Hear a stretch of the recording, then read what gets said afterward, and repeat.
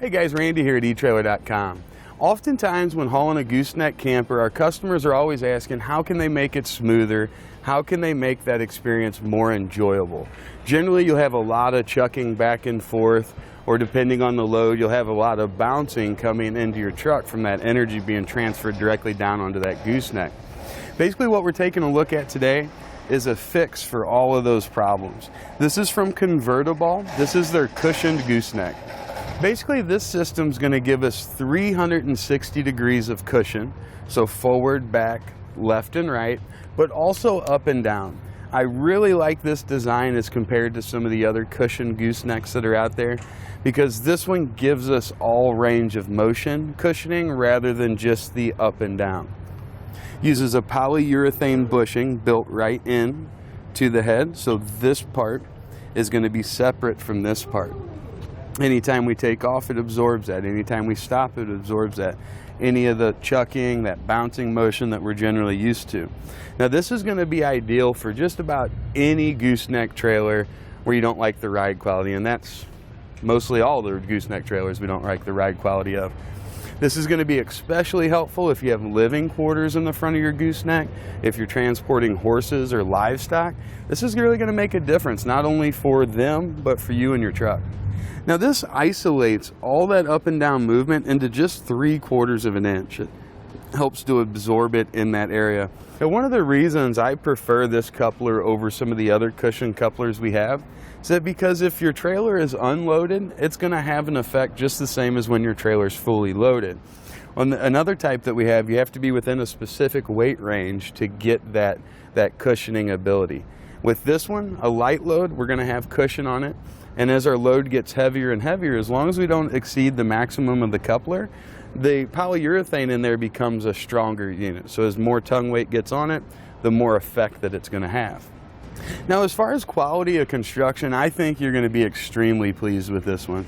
The powder coating on it feels really nice. It feels really substantial. The weld quality is nice. You can see they've laid it on here really well. And it just feels very sturdy, very durable. I think this is something that's going to last an extremely long time for you and be very, very beneficial. Something else I find really nice and unique to other couplers is the handle, our release and lock mechanism. It's in the open position currently. It's just in, forward, and back out. It gives us a very positive lock. We'll know it's very well secured. Just the opposite going the other way to the open position, really easy to operate. There's also an included handle. This is going to be something that will allow you from the back of the truck to get a hold of it, rotate it, push it up into the locked position, and get it ready to go down the road.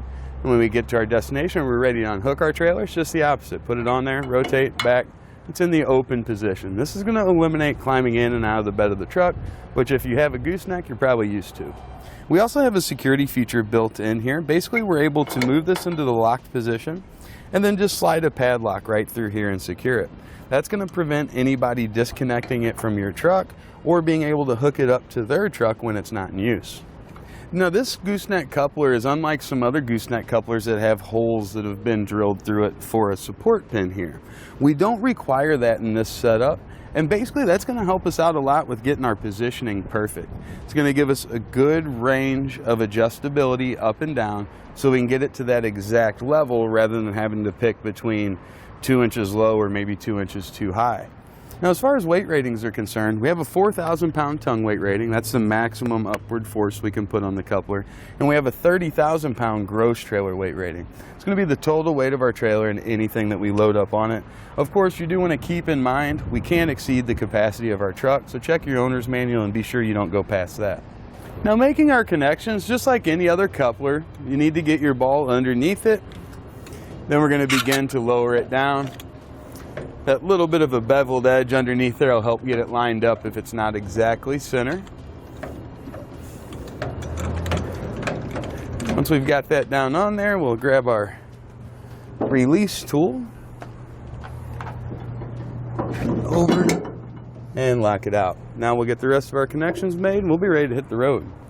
The coupler also gets really good reviews from our customers. It's like Kurt P. said, I replaced the existing coupler on my 20-foot, 14,000 pound flatbed trailer with this coupler. What a difference. I think it would be conservative to say that making this change has cut the jarring from the trailer to the tow vehicle easily in half. After buying the first one of these for my own use, I ordered a second one for a conversion to a customer's trailer. What a simple fix for a very annoying problem. Or like Sharon said, my husband and I love this coupler. The product was exactly as described. Before installing the cushioned gooseneck coupler, I could barely stand riding in the truck when we were pulling our living quarters trailer.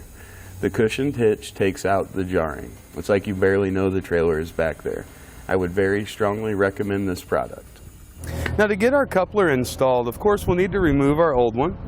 We're going to take our new one and we're going to slide it up and in.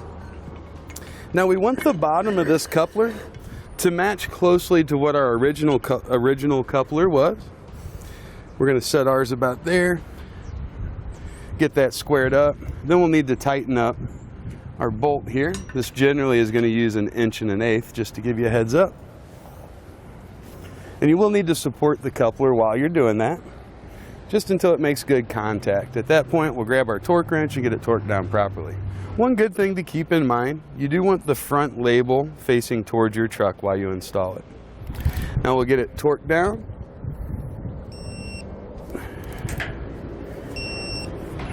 And we'll take that jam nut down. We want it to make contact with our weld nut. We'll put just a little bit of pressure on there to keep everything nice and solid.